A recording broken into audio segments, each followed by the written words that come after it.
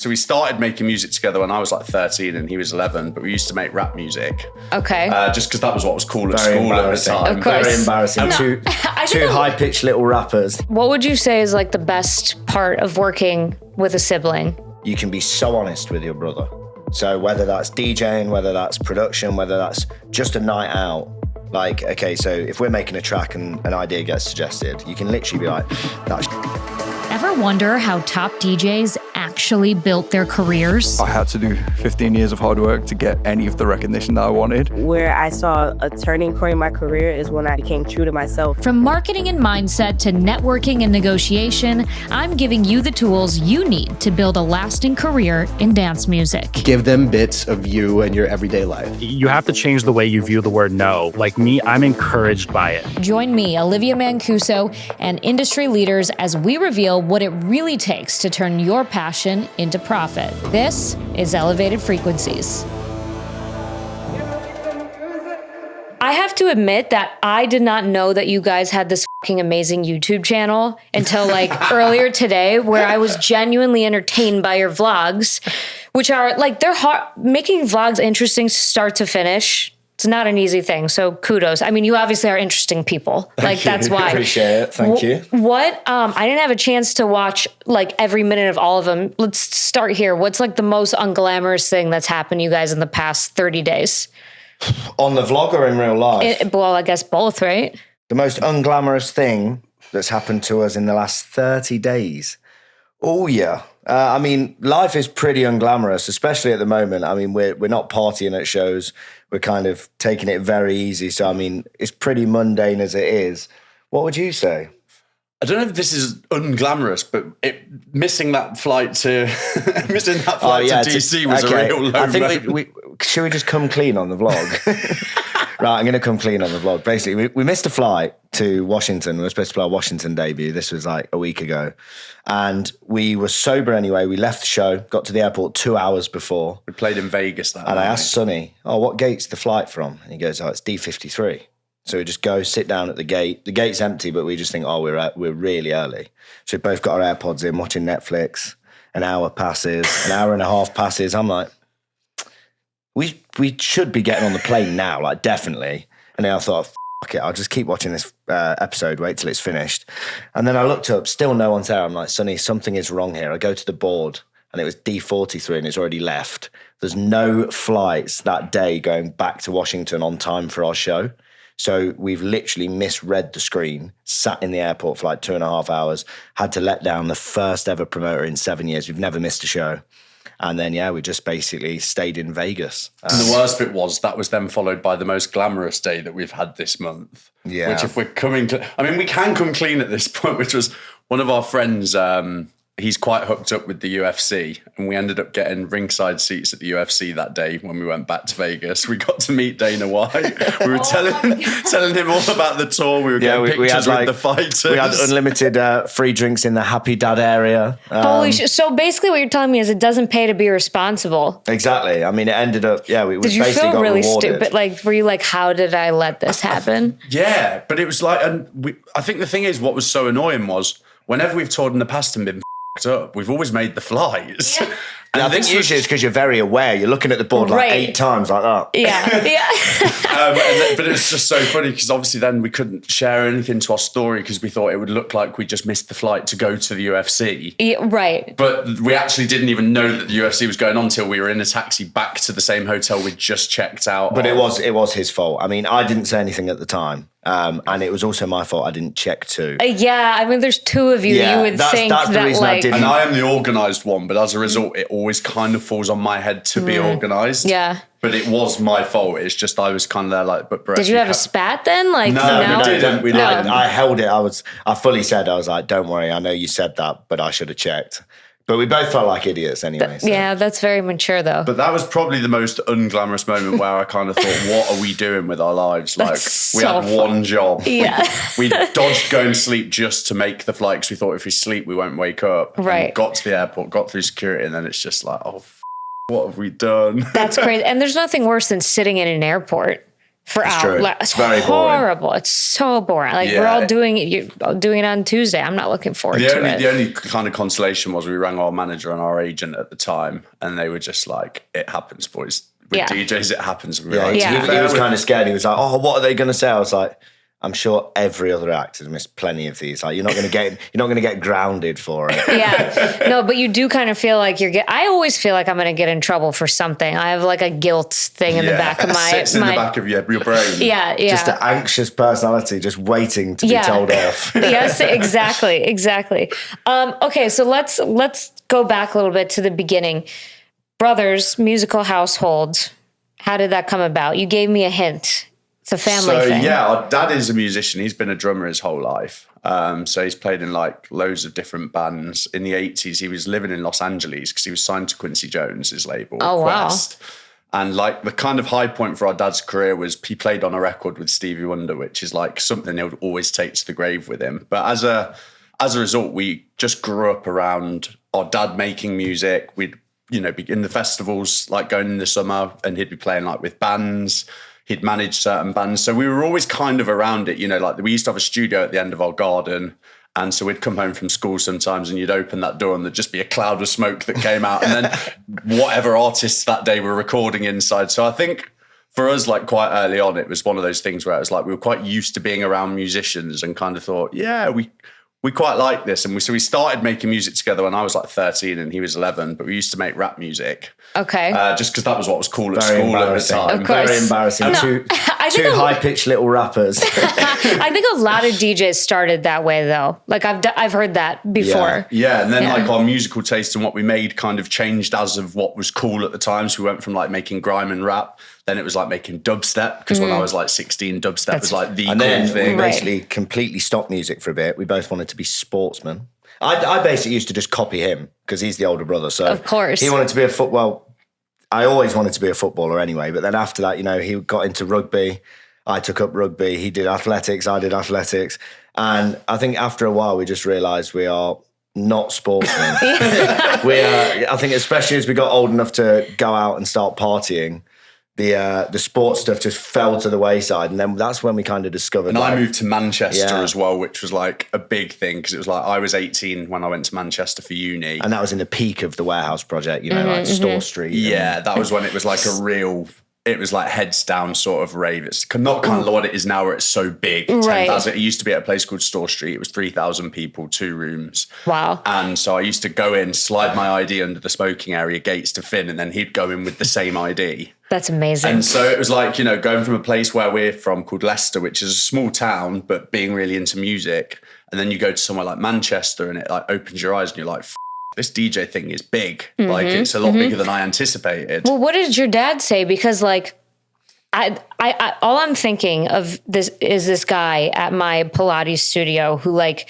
is in a rock band. He's like this old guy, and he found out that I work in music. And when I told him dance music, electronic music, he's like, that's all that noise, So is that what your dad did, No, or was luckily, he? He likes to take the piss out of us. He used to call us fluff pushers, Yeah, which fluff is pushers. because vinyl used to get fluff on them, and the DJs used to obviously push the vinyl, and he used to go, real musicians call He them also, fluff pushers. whenever Oh he's in my the pub, he'll go to all his friends like, I've been practicing. I think I can do what they do. Let me just have a go. But on the whole, he's genuinely like really into it. Like I feel like a lot of the music we make is kind of inspired by old 80s funk and soul records For and sure. stuff. And I think a lot of the time, like we'll play him something in the car and he'll just be like really into it. Yeah, Or, like, he sees the through line because He he's can a appreciate, musician. Yeah. like and sometimes, also his ear is insane. Like sometimes he'll pick something out or like comment on a certain thing, and it's just like even now I'll just be like his ear for music is crazy, and like his knowledge of certain things is wild. During lockdown we opened a record shop with him, just as like kind of like a bit of a passion project, way to kill time, make a bit of money, because we weren't touring at all at the time. And to be honest, before that we weren't touring like as a job anyway. Like we were really early on in the Murphy's Law project at that point, but be insane. Some days he'd just be in there and like a load of records would get delivered and he'd just be going through and chucking them on. He'd be like, yeah, you'll like that, take that home. And like his knowledge definitely is Or like coming. where he'll give you a vinyl to put on, and then like while you're holding the sleeve and reading the back and stuff, he'll be like, yeah, the drummer on this was this person and the bass guitarist was this, and I'm reading the credits. Like, how the do you know? Yeah. Insane. But he's definitely like, he's buzzing that we're doing it. And I think he's really buzzing with doing it together. Yeah. Oh, I bet. That you got, I mean, my brother is a touring artist as well, and I obviously am not, but like my dad sees us doing our thing and he thinks it's so cool that like his kids are, you know, sharing the same passion. Was there ever solo projects, or were you guys we both had solo projects. Oh, okay. I would say mine didn't really count. Like I used to throw parties and then I used to DJ for fun, but never kind of anything notable. The only parties I'd really play out were my own. Whereas he actually had something going. And he used to always want to do it with me. And I always used to say, like, you need to go out and do it yourself first. Like make those mistakes, learn the ropes. For sure. And so like his first gigs, I remember I used to like stand at the back of the room, and as he was like beat matching, I'd either give him the thumbs up or I'd like say, I'd be looking at the back like, does it sound all right? And And then it got to like a point where he was like a good DJ, and like I knew he was musical anyway. And then my solo career was nothing like what this is. It was just like, you know, I was doing some decent stuff, but nothing like that great. And then it got to a point where all our mates were just like, why do you two not do this together? And then it hit that point where it's like, you know what, it's about time. Let's join forces and actually make a go of this. Yeah. And then it kind of was like reassuring that we started doing it together. And I think within about 6 or 8 months, we'd kind of already got the momentum to kind of where the other stuff was before. So it kind of, you know, years of a solo project, which bearing in mind I think a lot of us picking up slightly quickly was due to the fact that Sonny already had contacts they had made and things they had done. But like our project kind of overtook it very quickly. And then we're like, okay, this. Yeah, this my project was almost beneficial because it's like I made a lot of the mistakes, but also learned a lot of the things that sometimes it takes people a few years to learn themselves. For sure. But when you do a project the second time, you're already quite well drilled in those things and you know what you need to do. Which I think is like a really good thing to point out to young artists who are kind of afraid to start and fail, because it's like you're going to learn so much that the second time around, the next time you go for something, you do have that base of knowledge. Yeah, and I 100%. think the thing now is as well, it's not like in a bad way or anything, but I think with social media especially, and I'm not saying we're like know-it-alls at all because there's so much we don't know, but social media can throw people into the limelight so quickly now that a lot of these artists don't really know how the mechanics behind it work. Whereas, you know, when I was doing my solo thing, I used to, at the time I was renting a flat off Mark from Salado. Okay. So I was their like first ever resident. So I started as their resident when they were playing to 120 people in Manchester. But being around a guy like that, you learn how things work. And, you know, even stuff like back then, we were promoting parties and me and him were going around flyering and sticking flyers to the buses and all these little things that just come in handy later on and how different aspects of the industry work. And the work ethic of that manual labor, literally. Yeah, and I think maybe also a little bit like having to work really hard for a long time. It builds resilience, but it also gives you a real gratitude for it. And like, I do think a lot of the time it's like, you know, if you just there's some people, you might have made a couple of tracks and then one of them will blow up on TikTok and then you're kind of touring and stuff. And obviously that's a great thing and it's so exciting, but it's like, people must think like that's the norm. And it's like, yeah, I've done this for a year and now it's full time. And it's like, that's such a rarity. But obviously it's becoming more and more apparent. But we've talked about this on the show a lot, is like, are you prepared for that moment? And maybe it's not, you've put in, you know, the work, the years of work as a DJ, but just something where you're ready and you understand the commitment that it's going to take. And it's not always going to be that great. There's ups and downs of every career. 100%. We experienced that already. And like, you know, like I'd love to come on here and say every show we play is a fat sellout and everything's great. You know, we're lucky, even like out here in the States now, we get on a lot of the big shows that we're really wanting to play, which is great. But for every one of those, we have a headline play where sometimes it doesn't go as well as planned or tickets don't quite move as easily as they should. Yeah, it's funny actually. We always kind of say, I think we've been doing this project now for like 7 years, working really hard on it and so thankful for where we are. And, you know, it's one of them where sometimes we'll still have that conversation like, how nice is it going to be one day when we've built it to the point where, you know, tickets just go. Like, and you don't feel like everything you're grafting and putting out promos and like working really hard to get it feels like, you know, for some acts you really have to graft to get the ticket sales, and for others it's just put out a post, playing this Friday, gone. Right. No, and the nature of this, which I didn't know. I mean, I've thrown a few parties here and there, but now throwing a music business conference, I thought it would be different than my business partner is a DJ. He, you know, sells tickets all the time. people buy tickets so last minute. So you're sweating. You're sweating. Like your show tonight, 50 people are going to buy tickets in the next 30 minutes probably. Yeah. And you just like you're saying like you want to get to that point where you don't even have to sweat it because you know that no matter what. Being a you promoter just now, I mean, we've spoken to promoters in the past and they've said, like normally we do between 60 and 75% of our tickets between the last Monday and Friday. Crazy. And that's the difference. So Why they're are going into people like that, though? into the week of the event knowing that they could be losing 20 grand or could be making 20 all in. Yeah. But I suppose going back to the point I was making is, although we still have those ups and downs, I think you build up a certain resilience over time and you learn not to take the lows too hard, but also don't get too carried away with the highs. It's the biggest. You have to stay humble when things are going well because you never know when the next dip is. And it maybe not just is in your music career, but like I said this the other day in a video, your transmission might the bed on your car or you get a big bill, and then like you're riding the high of your life and then something happens in the real world and you're like, we know all about that at the moment. We're currently doing like our end of year tax returns and it's like, you're away on a US tour and I'm working out all the mileage we've done in that. That's probably going back to your question earlier. That's the least glamorous thing. We sat down, just with calling our manager, stressing. We've got these forms. We don't even know how to fill them in. No idea. I'm asking him, did we drive to that show or not? And he's putting in a mileage estimate. Guys, you have to do that like every month. You got to do your expenses. What we do is we wait till day 360 and then we do the whole year. So it doesn't change. The more famous you get, whatever, DJs still wait till the last minute to do their taxes. I think some are very organised. Like even our tour manager, he has he makes me feel bad actually. Like when I hang around with him, he edits the YouTube series as well. But really? He's so good. He'll show me like he's got a spreadsheet and everything he pays for or anything for the business or any of this. He's got like colour coded things and they go straight in. So as he's going, he's just got this list and he can show what he spent on this and he sends it. And then there's me and I'm like, I'm just waiting until the end of the year and I'm going to do the whole year.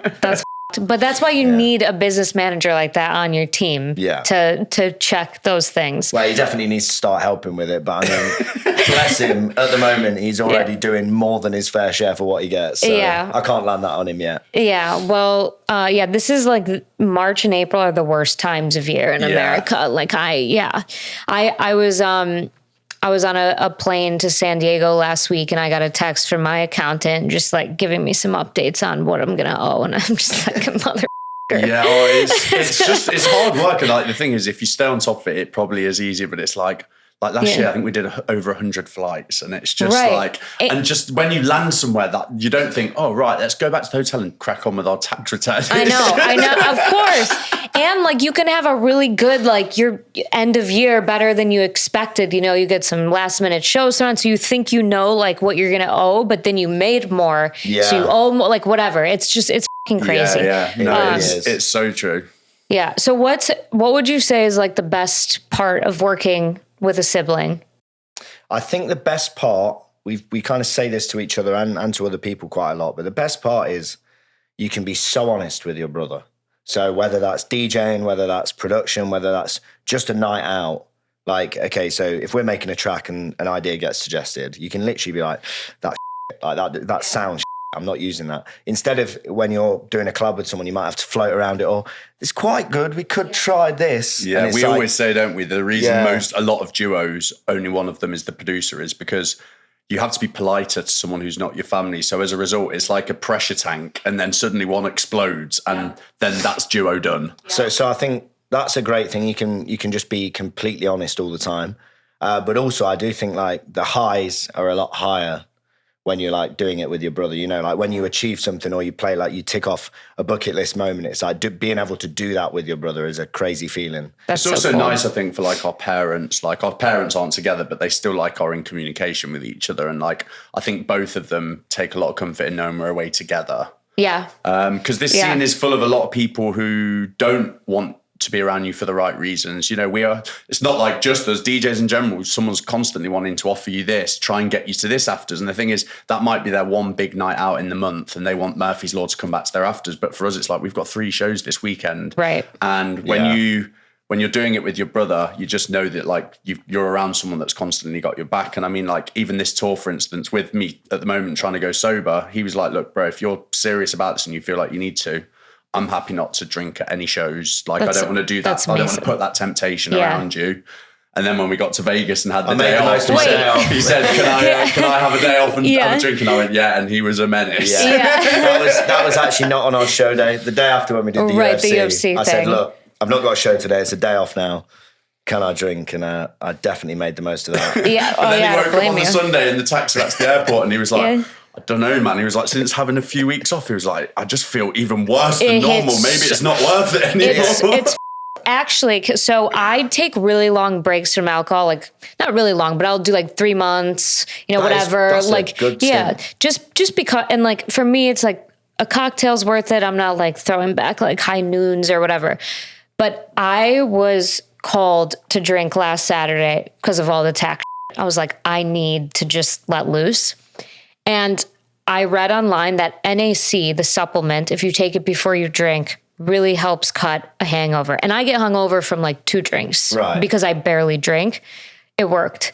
It was the first thing that's ever worked in my life. So hot tip, once you go back, if you do decide to go back, NAC is the move. The weird thing for me is it's not actually the hangover. Like it's not as much the headache and this and that. It's just like I get so leery, never like violent or anything like that, but I'm so leery, so loud. I'll just be chatting, doing the most wild things. And then in the morning, as I start to kind of remember in my head. Oh, it's the worst. Yeah, nothing can fix that. No tablet can make it not. That's what you call shame. And you can't get rid of the guilt and anxiety of like, what's all the up that I said? Yeah. And then it makes you like, but it's the fog then as well. Like it makes you not want to train for a few days and it's that. And then everything, it's like a domino. It's a domino. To be fair, that's the one thing I've really noticed this trip. Like usually when we go on tour, we almost used to treat it like a holiday with shows. Right. And this tour, we've took my laptop out. We've been training every day. We've been making music. We've made like 4 tracks this week.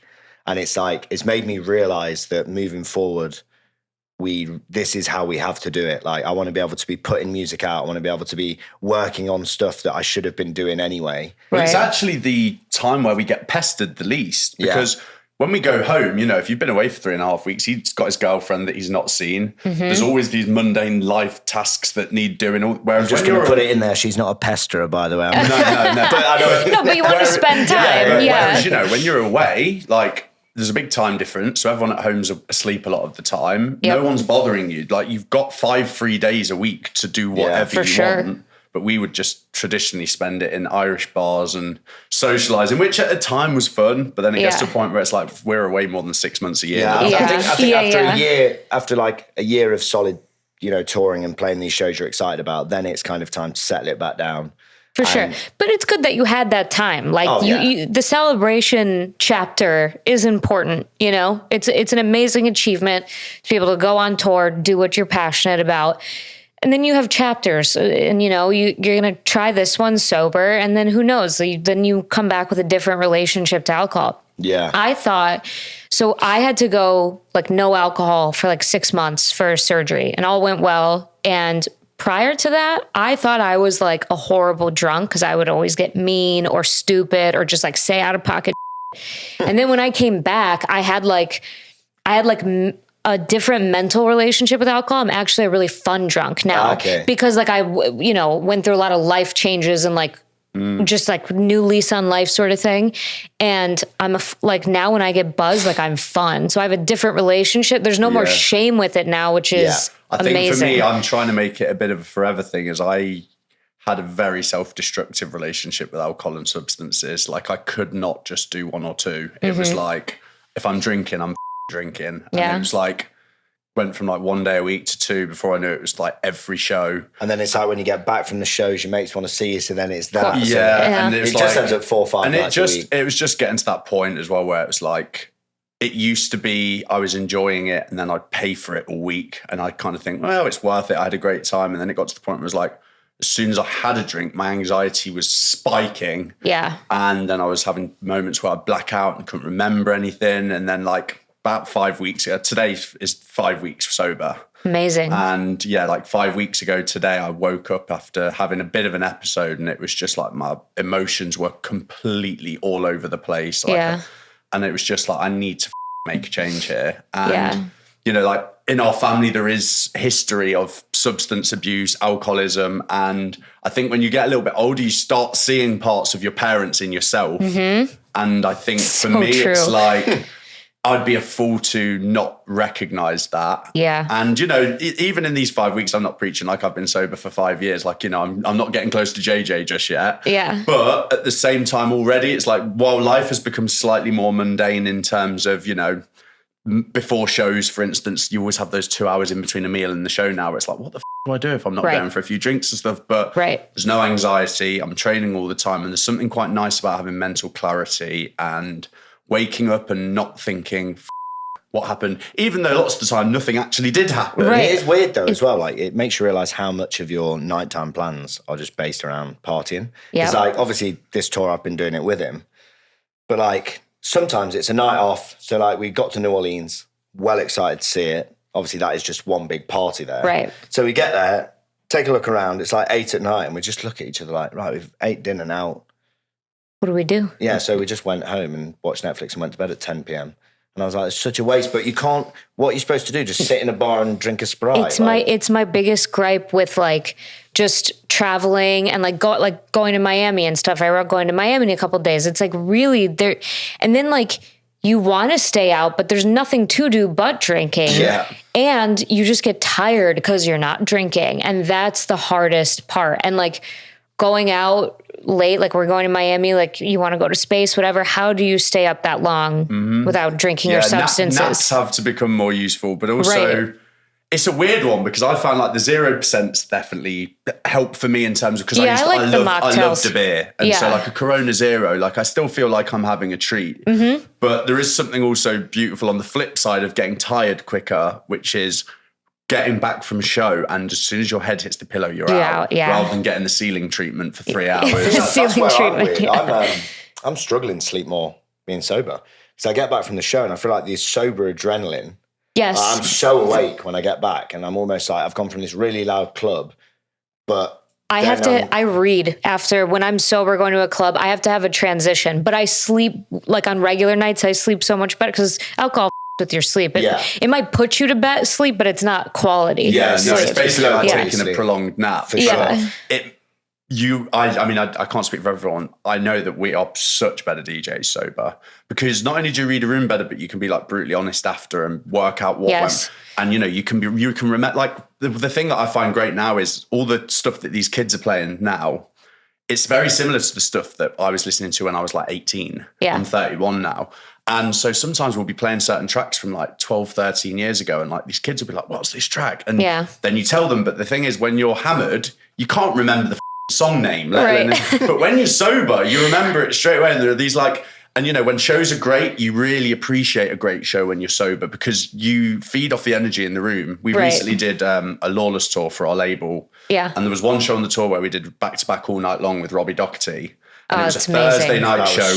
That's whose show I got drunk at last Saturday. But you know, it was one of those ones where it was like we took a risk on that one and went Thursday night instead of Friday night because we had another one on the Saturday and it was all night long and it was rammed. The energy in the room was so good, and I could have been drunk. Like I fed off that energy, but at the same time, on the flip side, when a show's not as good as you wanted it to be, you take it a lot less to heart than when you're drinking. And when you're drinking and then the show doesn't turn out great, it's like the world's ending, isn't it? Yeah. But I've got to say as well, it's like what I have noticed with being sober, you definitely play way better, but also you're so much more critical, which it's a good thing, but it's also quite difficult at times. Like I'll play a track sometimes and be like, oh, that really didn't land. Like, I'm looking around and I'm like, that didn't land. Yeah, because you see it. There's no like, veneer. Yeah, exactly. So it's like sometimes there's been a few tracks where I've played it and then first drop, like 2 minutes into the track, I've just said to him, like, mix out of this now. Like, this is so flat. But it is better that way than thinking it was a hammer and then the next, like 2 days later, the videographer sends the videos over and you're like, no one's moving. Do you know what's that's a crazy thing about partying and DJing. Like, sometimes you will, on the night, you think you're a rock star and like, oh, I smashed that. And then you get sent the videos, like Sonny said, and I watch them back sometimes. And I'm like, it's just still. Do you know what's crazy? You guys are almost saying word for word what Jamie Jones said to me on this podcast a couple months ago. He said the exact same thing. It's scary. He thought when he was still drinking, he came home from a show and he's like, "Oh, I smashed it." That was, and then when you're sober, like reality and you are face to face. Yeah, like it's you have very to true. confront it. Whereas when you're partying, sometimes you're actually the guy who's having the best time in the whole room. Yeah, right. We always used to say making an that. ass of yourself. Yeah, we always used to say like there's nothing more cringy than the DJ being the person partying way harder than the crowd, and you can see the crowd are just looking a bit like, yeah, it's not that good. Like, you need to tone it down. Yeah, that's so funny. Yeah. Wow. But, I think we're slowly getting more and more used to doing it. So I wish there was just more night activities that like weren't just drinking, you know? Like, I don't know, museums, sports at night, I mean, they've like got something. Topgolf, but even Topgolf's a drinking activity. It is. It's not that fun. Topgolf, like you need something to make it One fun. thing sobriety teaches you is there are not many activities that can't involve alcohol. Yeah, I know. You can really. We always used to say, I don't know. Is this explicit on here? Can you say? Yes, you can say whatever. No, I just remember like when we used to actually party, we're just like any activity you can't be bothered to do. Like it doesn't sound that fun. If you just add before it sounds fun. Oh, do you want to go mountain biking? No, mountain biking. Yeah. Like, bowling? Mountain No. biking. Bowling? Yeah. That's so funny. But yeah, it kind of makes you just makes you think every plan needs it, and then actually you start to realize. It did make it more fun though. It's been a long time for me. Yeah. It used to. That's the thing. Yeah. But it's crazy as time goes on. It's like the benefits get less and less and less. And suddenly like the consequences just get bigger and bigger to the point where it's like, I think I might be minor self-harming here. Yeah, 100%. And as a DJ, you are in charge of the money you make. Like, so I think for like people who are employees where they're kind of like safe in their job or whatever, there's more of a safety net. I feel like this is just anecdotal. Like I noticed that it takes them longer to realize, like my friends who have been working for the same company for 10 years, they have safe jobs, whatever, they're still doing some of that stuff because it's like, it's not going to impact them. If they can show up to their job on Monday and kind of phone it in for a day without people noticing, you know, if you are up for too long and you start to play bad shows, like whatever, like you're not making money. Like you're in charge of your destiny. That's true. And also I suppose, you're the person in the spotlight and news spreads fast. You know, like if you went to watch a DJ and they played an absolute shocker, like a horror set, you know, that TikTok will get them the next TikTok morning. gets them, then you leave that show, you know, you talk to your friends, and by the next morning, it's like hundreds and hundreds of people who weren't there would hear about it. So it's like you do have that pressure to deliver. Yeah, it's just like, and it's also tough in the sense that, you know, your friends who do it on the weekend, they don't go into work on the Monday and then their boss comes up and chucks a bag on the table. Right. Whereas, you know, for us, like there's been times in the past where we've tried to have like little sober stints just to like have a bit of a break. And because the promoter, maybe you've played for them before, and they know that, like, you're maybe looking after yourself a bit better, but and they're not actually so. And so you turn up and they chuck it at you, and you're not paying for it, so you don't feel the hit. But on top of that, unless you're really, really like you're setting your mind to, I'm not doing this anymore. That is the difference between your night turning on its head and not. And and you feel strict on it. And you feel obligated, like, oh, they're trying to, you know, like someone's offering me something. It's not obligation, but you just don't want to be the one person, like there's peer pressure, whether you. Yeah, and if you go into a night out going, we'll see is you can't say, 100%. But also, I suppose that you do have that pressure because you know, like a promoter's excited to see you. Right. They booked you. You don't want to let them down. You know, and they might be like, oh, I've seen these kids online. Like, they're doing all this funny shit. I can't wait to party with them. And then if you turn up on their show they've worked really hard for and you're like, sorry, man, I'm going to play the show and then I'm going to bed. You do feel like an absolute buzzkill. But you know what I've noticed? Like in the beginning when I wasn't drinking so much, like the first, like, because I said, did 6 months and then like, it'd be 6 months here, there. In the beginning, my friends were giving me shit, but after a while, they're like, oh, this is just who she is now. So they stopped trying. You kind of have to like turn the opinion, like people's perception of you, but it takes time and you have to like do it consistently. Yeah, that's it. I think once you flop a few times, people are like, oh, he's easy. Yeah, I think because I'm like early on in this journey as well, I've probably drove them a bit mental with it. But I think the thing is as well though, like there is a difference between like when you're just saying like, oh, we're trying to behave, like that basically means, look, twist our arm. But I think when you say to promote, like, I think I had a bit of an issue with these things and I'm trying to leave that in the past. People are supportive. For sure. Anyway, we are off to sober talk now because it's a very occurrent thing in the scene right now and people are probably like bored of hearing it. So. I think people do need to hear it though. It's helpful when up and coming DJs are hearing it from people who are living the life they want. Yeah. So it's important that we talk about it. And there's some good role models, you know, Jamie, Ilario Alicante, Capriati, and Patrick Topping. Capriati's sober too? I don't know about fully sober, but the guy barely drinks anymore. I mean, he's super professional with it. And then you got Patty T as well. He's been giving me like quite a lot of good advice over the last 5 weeks, like about sort of like little tips and trips. So big out to Patrick for that. Thanks for passing it on. Like it's really important. Okay, so music talk. What would you guys say was like that moment? I think I know what track you're going to talk about. That was like, holy, this is it. Like this is a defining moment for our career. Yeah, that was definitely Ain't No Other Man. Yeah, and that was my first concert, by the way. That Christina Aguilera show. No way. As like a teenager going to a concert by myself. Crazy. Yeah, she was so hot. Well, the wild thing is, life-changing. The mad thing is, so obviously she had to hear it to sign off on it, and then when she did her New World tour, I think it was like 3 years ago or something. 3 years ago. Yeah. And when she did the New World tour, her Curtain Close song was our remix of it. Get out. Yeah, so like people were sending videos or like finding videos online. It's just like, obviously she's not on the stage, she's just left. And then but still. It starts playing. I was like, this is crazy. That's madness. But yeah, I think that was definitely. That was where it became a full-time job as such. But that, off the back of that, we just toured around like kind of the UK for a year after that. And then the year after it was kind of Europe. And then now we're getting more shows in America than we are in Europe, which is crazy. Wow. But you had been putting in the work for years. So you were ready for that moment. We made probably close to 500 tracks when that one kind of hit. But that's how many it takes. Yeah. Well, sometimes it can take 4 tracks. It can just be one of any. That's the exciting thing with production. It's like you never know when the next one is. And I think you should never go into a track trying to make it a big hit. You should just keep making stuff, because I think like... Did you think that was the one though? No, we made it as an edit for fun at first, and it took us less than 4 hours. And then when we posted it on Instagram, we posted it with like 5 other tracks, and I think it was like the 5th one out of the 5 in like the little spinning video clips. And then loads of people commenting on it like, oh, I like this one, I need this. And we sent it to Jaguar, the Radio 1 DJ. She played it at a set. Smart person to send it to. Yeah, well, I mean, she's super great at like supporting and breaking She was records. the one who actually got it signed. Well, yeah, I was just getting onto that. Basically, she played it at a festival and it went off.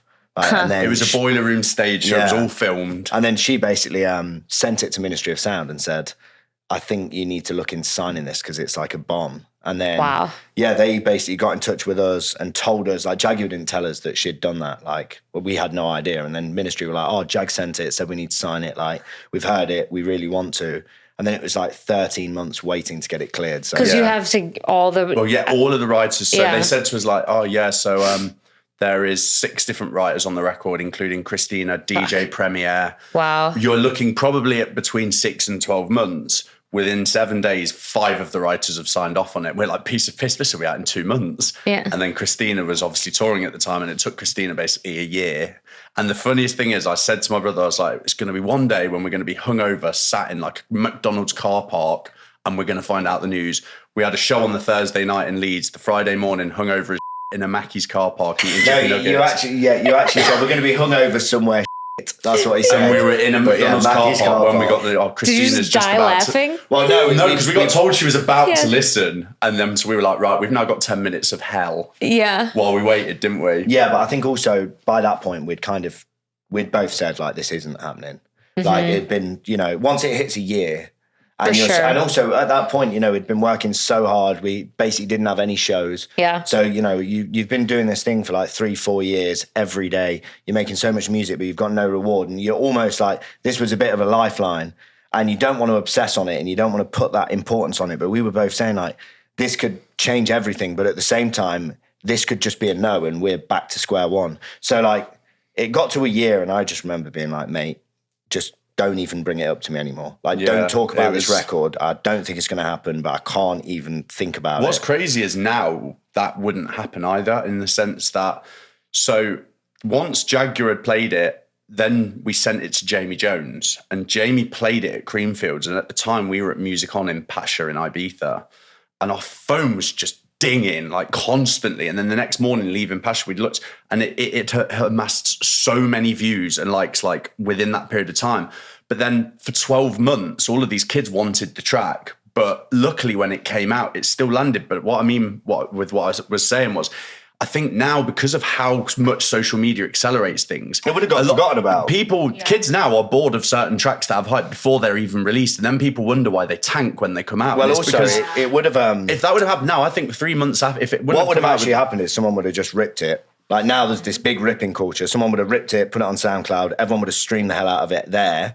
And then when we released it, people are like, "Oh, I listened to that for a year." So thank God it happened when it did. But it was a long 12 months, and it was kind of like, we were sort of like, oh, can we dust ourselves down and go again if this is a no? But that's the resilience piece, though. And then the mad thing off the back of that was, we then kind of got funneled into this mindset of thinking we need to just write more tracks like that all just land.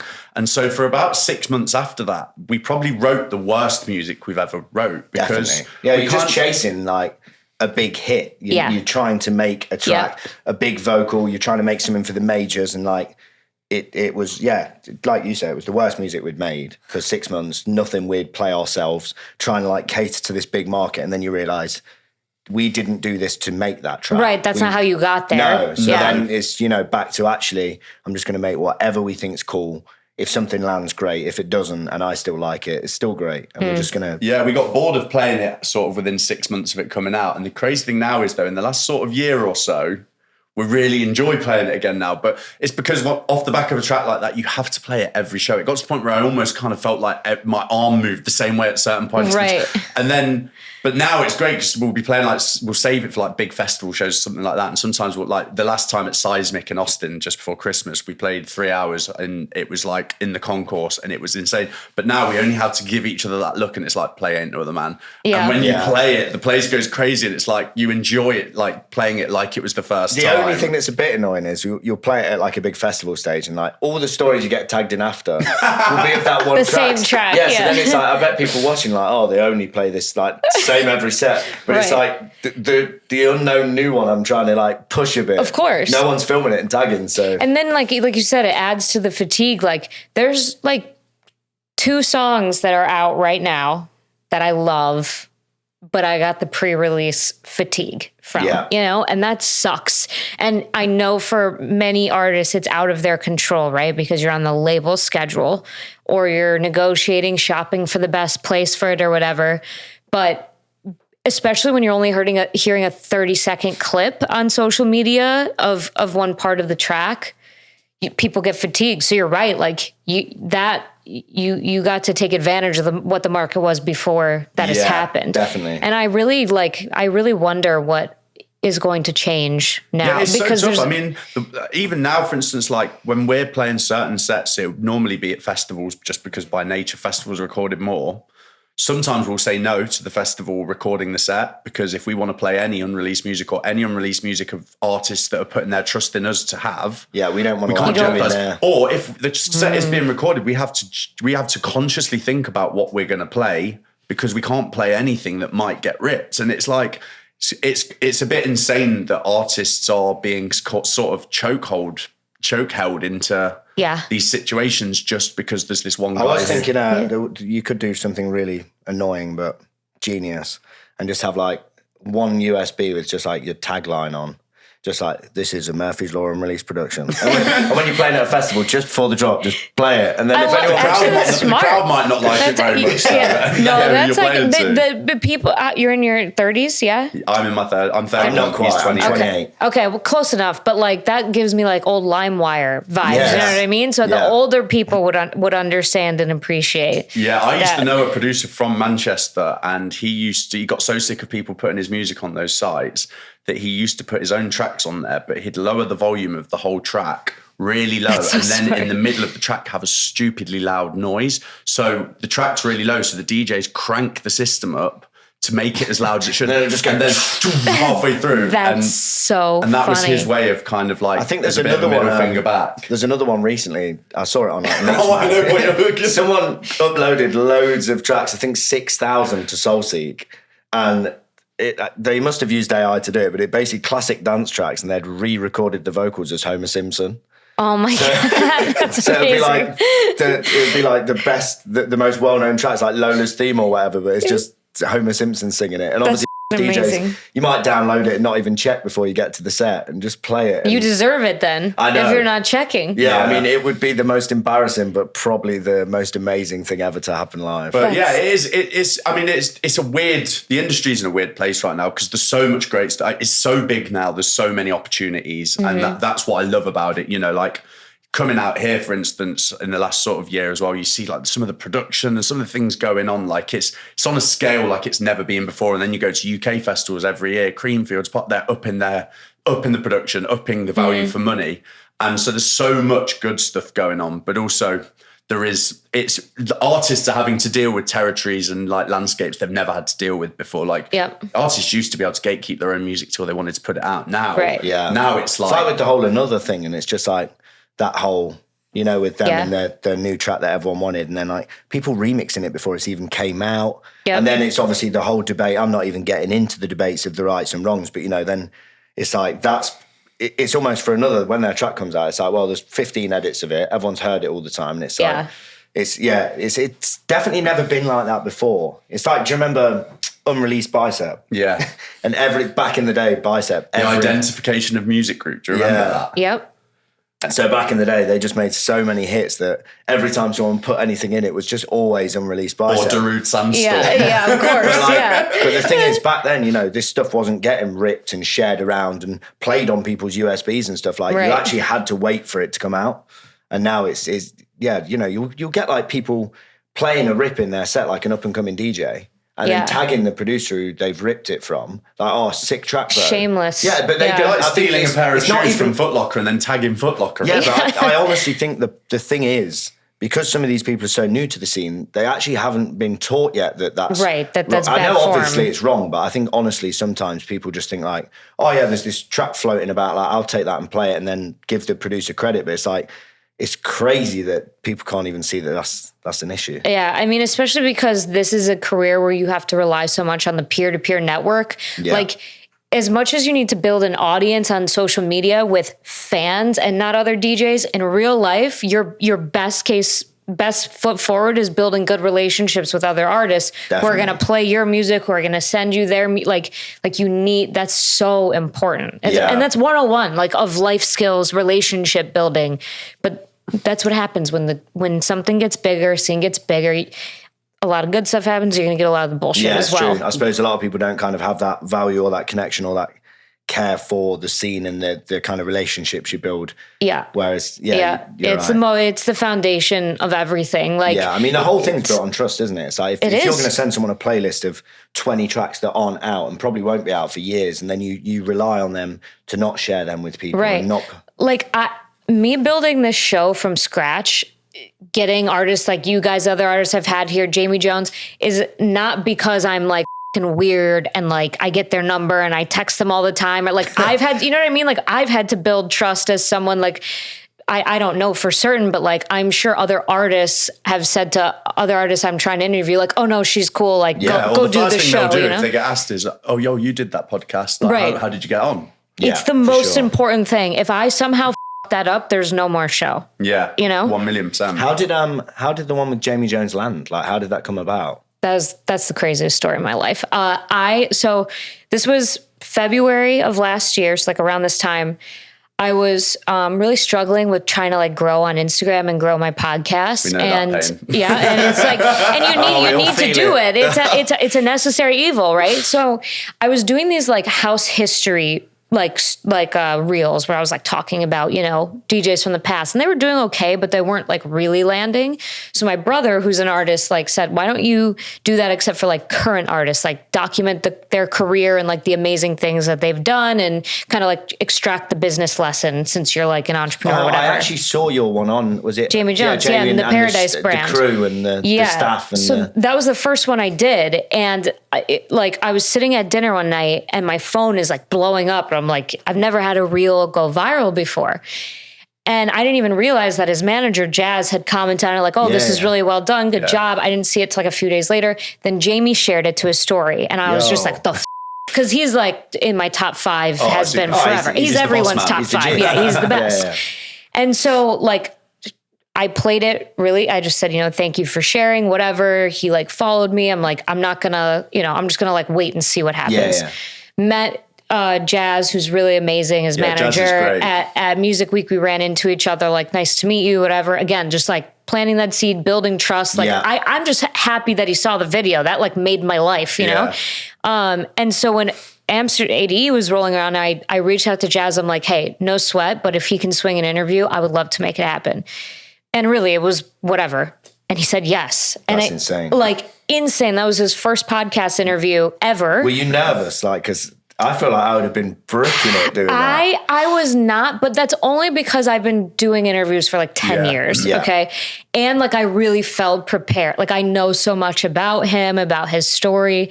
And he is such a laid back, like it was such a chill. There was not a bit, I get more nervous when like people come with a crew and there's like, I feel like I have to host and entertain everyone in the room. And Jamie's a very genuine guy as well. That's so, good. Like, even down to the way that he finds his music. Like, we've been in Mexico before and Jamie's played one of our mates' tracks, but this guy hadn't even sent Jamie the track. He'd just uploaded it onto Bandcamp. Yes, he's still buy them on Bandcamp. And you know, it's like, even in that sense, he's not just going through music he's being sent, which I know how much music he gets sent is disgusting. I don't even know how he gets through it. Yeah.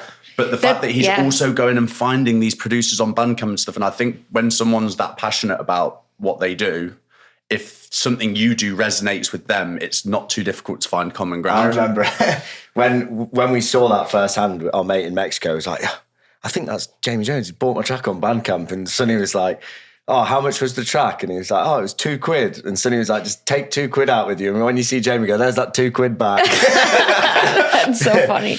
Yeah, he really is one of the most genuine people. And the amount of times he's gotten organically brought up on my podcast, like, it's crazy. I mean, everyone refers to him as some sort of inspiration, or that he's done something there for their career directly or indirectly. I think he's probably made, I suppose the thing is, it's not just him as a DJ, and then it's the party and the label. Yep. And if you combine all of them things, like the DJs who have played for Paradise or signed to Hot Creations or Hot Tracks or Paradise Records, like, if you then start to look at that and it branches out, it's like, it's a huge spider web. It's crazy. You've helped like thousands of people. Yeah. Whereas there's other massive DJs who get people on their parties, and that really helps as well. But when you've not got an imprint, like a label or something, it's like it really limits the amount of careers that you can build around you. Yep. Which again is such a great thing about having like such a popping label. Yeah. Or must be such a great thing. And like you said, like, and I appreciate you saying that. Like, I feel like he said yes to me because he sees how passionate I am about this. And I think that's like the kind of behavior he rewards. Like, when he sees passion in someone, like, he gives them their time and his time and attention. Yeah. And that's like, even like his photographer and videographer, Emma. So we met Emma in a uni after party like 8 years ago in Birmingham, just because she went to uni with one of my friends who was there at the time. But she's the same, like, you know, he's got people working around him who are also ultra passionate about what they do. And I think when you surround yourself with that, that's how... it just creates like a force of... that's why you're he's a force to reckon with. That's why he's still, I mean, beyond being an incredible artist, like, that's why he's still so relevant and keeps pushing the envelope, like, and his fingers for are years. on the pulse. Like, it's crazy. Constantly finding the new... It's crazy. But also, I think what you were saying, your story is a perfect lesson of, like, you know, not only being passionate about it, but also it's like, I think something people can take from that is you didn't just see that he'd like the post and then straight away, you know, spam DMing him, oh, can we do this? Can we do... But what you've done, take the time. Patience is a virtue. Take the time, like, actually build the relationship, meet these people. And then again, when you meet them, not in their ear all night and not, you know, not being over the top. And then after that, when you've built a relationship, shoot your shot. You know, Right. like you're not going to get. He He wasn't going to message you and say, "Can I do an interview?" Right. So you need to pick the time. It was 8 months, but that 8 months goes by like that when We had you're a similar busy thing and with working. Joseph Capriati. He's one of our heroes. I love Joseph. He's amazing. And, you know, we met him when he played in Birmingham at Lab 11 like years ago, and we were lucky enough after the show to get to sit upstairs with him, have a bit of a chat, sent him a load of music, and then before you know it, he was playing loads of our music. But we were also, you know, we would be looking at like his schedule, and this is a bit of a secret to actual up and coming DJs out there. And we'd look at his schedule and we'd go, right, so we don't really have many shows at the moment, but we want to build this relationship more with Capriati. He's playing Warehouse Project that weekend, but Warehouse Project, he's going to have loads of people bugging him. Yeah, Warehouse, you can't get backstage. But he plays Mint Warehouse the weekend after in Leeds. He's probably going to just be turning up, him and Andrea, his tour manager. They won't have a mob with them for that. Let's go to that show. Smart. And so we would go to the shows where we knew Joseph would have a little bit more time. But also where it's not as hard to get backstage. You know, like Warehouse is a huge operation. Right. Like if you go to the Warehouse Project and you've not been specifically asked by the DJ to be on that backstage, you're not going to get backstage. And you're being considerate too, because you know that like he's going to have it's going to be a little bit more relaxed at that other venue. And you know, it was like 2 or 3 times of doing that, and you know, constantly feeding him music, and then 12 months later, it's like, hey guys, we want to get you on Metamorphosia this summer at Amnesia. And now we play for them every summer. We were the first release on the new label, apart from Joseph and Dennis Cruz's first release. Wow. And all of that came from being around an artist who, one, buys into up and coming artists and gives them their time of day. Like Joseph's great for that. But also not just taking that first meeting and going, right, let's spam him. Like pick and choose your moments right. But also we ended up doing a piece of video content with Joseph for our release. I remember Sonny saying like, this is their new label. They're going to want to be pushing this. Like we should actually ask if they're up for just doing like a video where we talk about the EP and how we kind of met Joseph and stuff. And I fired it to his tour manager and his manager and stuff. And they were like, we'll see what we can do. And slowly it kind of started to work around. And then we were playing at Metamorphosia at High. Mm-hmm. And I just, I remember them saying like, if you want to do it, we can do it tonight before Joseph turns up. Like he can arrive a bit early and we'll sit down upstairs on the balcony and film this piece of content for your EP. But it's just like, that was a crazy thing for me. I just could not imagine them actually doing it. Yeah. But we just shot our shot. Shot your shot at you shoot your shot at the right time. Like you said, like it's all about timing and patience and things will happen. Okay. So to wrap this up, you guys are in Chicago and you're not drinking. So what are you going to, I don't know what time it is. Maybe it's like 8:30, 9. What time is it? 8:30? 8:20. Okay. Nice. And you're playing at 2. Yeah. What are you doing between now and then? So you can tell this one. Well, yeah, we're going to, basically we're going to leave here. We're going to link our mates. Rawdon, and then a couple of my, our other friends who live here now. We're going to go for a greasy burger somewhere, I think. Okay. And then after that, probably just hang about and sort out. We might actually pop into Ben Sterling's party, Planet X. Oh, yeah, right. He's at Radius. He's on tonight. Interplanetary's also on. So it's a whole night. Like there's a lot of stuff going on in Chicago. It is. It's tonight. a beautiful night. So and we're kind of at the point in the tour now as well where it's like, you know, we've already done 2 weekends worth of shows. And it gets to like now where it's like the end is kind of in sight, but we've still got like music week to go and whatnot. But I feel like when you get to this point in the tour, it's always, I don't know if you find the same. I find it gets more enjoyable as it goes on. Like I find the first sort of 2 weeks of a tour, it feels a little bit like time's dragging. That's not in an insulting way, but feels like you've been away a long time and you haven't. Right. But then when you kind of pass the halfway mark, you're in the flow. And says, tonight it's just like, and Rawdon's so busy now. Like he's one of our best friends. Yeah, it's rare that he'll get a night off. This is his first weekend off, I think, in like 6 months. And a few weeks ago when we were back together in the UK, I said, bro, have you got any shows on that weekend? He went, bro, it's my one weekend off. And he went, why? And I went, we're in Chicago. Yeah. And he went, cool, I'll come to your show. And then he went, I'll book a studio out for Sunday and Monday so we can get back and write some music. Yeah, we're going to make some tunes over the next few days. Perfect. Which again is a nice thing for not feeling awful tomorrow. We'll actually be able to make some and not just sit there brain dead. Yeah, we're really trying to kind of up the ante on the production this year. We've enjoyed a year of touring, but the problem was we were always leaving all the writing until we got back to the UK. And then when you get back to the UK, it's like, we've got so much to do. So this year, we're just kind of now trying to get our fingers back on the pulse with that a bit more and just be really proactive because it's easy to take your finger off a bit. I think as well, it's like what I was saying earlier about how, you know, you never know when your next track or your next break or your next kind of build or next step up is.